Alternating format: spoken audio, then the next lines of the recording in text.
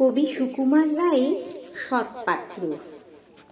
শুনতে পেলুম পোস্তা গিয়ে, তোমার নাকি মেয়ের বিয়ে। গঙ্গারামকে পাত্র পেলে, জানতে চাও সে কেমন ছেলে? মন্দ নয়, সে পাত্র ভালো, রং যদিও বেজায় কালো। তার উপরে মুখের গঠন অনেকটা ঠিক পেঁচার মতন।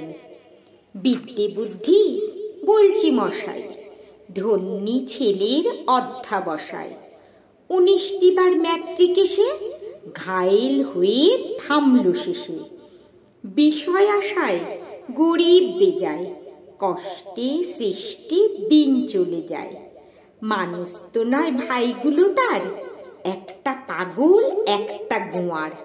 আরেকটি সে তৈরি ছেলে, জাল করে নোট গেছেন জেলে।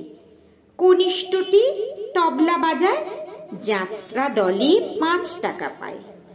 গঙ্গারাম তো কেবল ভোগে, পিলের জ্বর আর পাণ্ডু রোগে।